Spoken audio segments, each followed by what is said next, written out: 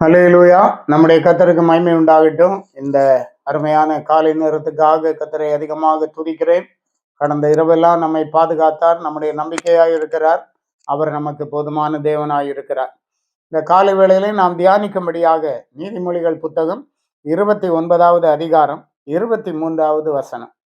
மனுஷனுடைய அகந்தை அவனை தாழ்த்தும், மனத்தாழ்மையுள்ளவனோ கனமடைவான். மனுஷனுடைய அகந்தை அவனை தாழ்த்தும், மனத்தாழ்மை உள்ளவனோ கனம் அடைவான் என்று சொல்லப்பட்டிருக்கிறது. ரெண்டு காரியங்களை பார்க்கிறோம். ஒன்று அகந்தை, இன்னொன்று மனத்தாழ்மை. தேவ பிள்ளைகள் தாழ்மையா இருக்க வேண்டும். அகந்தை நம்மிடத்துல இருக்கக்கூடாது, பெருமை நம்மிடத்துல இருக்கக்கூடாது. வேத புத்தகத்துல படிக்கும்போது பெருமை உள்ளவர்களுக்கு தேவன் எதிர்த்து நிற்கிறார் என்று சொல்லப்பட்டிருக்கிறது. அப்போ ஒருவன் அகந்தையா இருந்தானால் அந்த அகந்தையே அவனை என்ன செய்யும்? தாழ்த்தி விடும் என்று பார்க்கிறோம். ஒன்றுமில்லாதவன் ஆக்கி விடும் என்று பார்க்கிறோம்.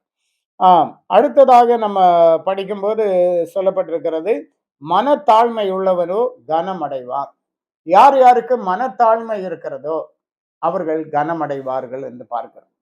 நம்முடைய கர்த்தராகிய இயேசு கிறிஸ்து சொல்லுகிறார், நான் சாந்தமும் மனத்தாழ்மையுமாய் இருக்கிறேன் என்று.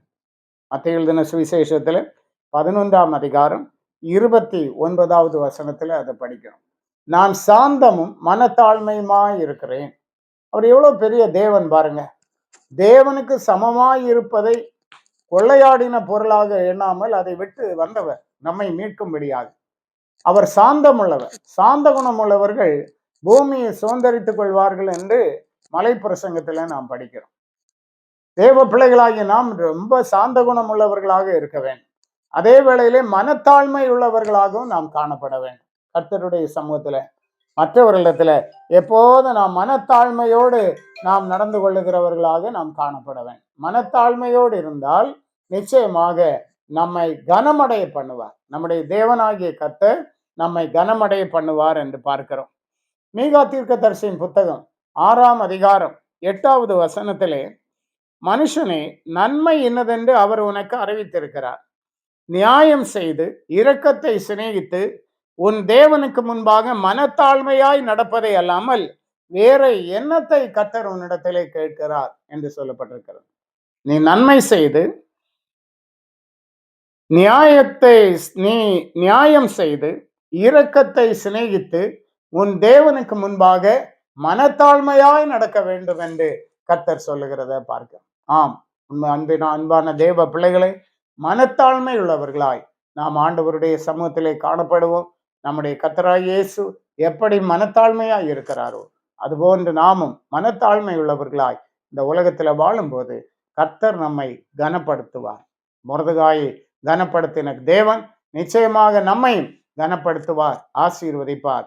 உங்களுக்காக அவர் பெரிய காரியங்களை செய்வார். கர்த்தர் உங்களை மேன்மைப்படுத்துவாராக. ஜெபிப்போம். வானத்தையும் பூமியை உண்டாக்கின நல்ல ஆண்டவரே, நாங்கள் துதிக்கிறோம். பூமியை மனுபுத்திரருக்கு குடியிருப்புக்கு என்று கொடுத்திருக்கிறீரப்பா. நாங்கள் இந்த உலகத்துல வாழும்போது மனத்தாழ்மை உள்ளவர்களாய் நாங்கள் நடந்து கொள்ள கர்த்தர் எங்களுக்கு கிருபைத்தார். உடைய பிள்ளைகளை விசேஷமாய் ஆசீர்வதி, எல்லா நன்மையாலும் நிரப்பும். அந்தகார வல்லமைகளுக்கு விலக்கி காத்துக்கொள். உடைய சமாதானம் சந்தோஷத்தை தார். இந்த நாளும் இவர்களுக்கு ஆசீர்வாதமாய் இருக்கட்டும், பலப்படுத்தும். இயேசு மூலம் கேட்கிறோம் பிதாவே.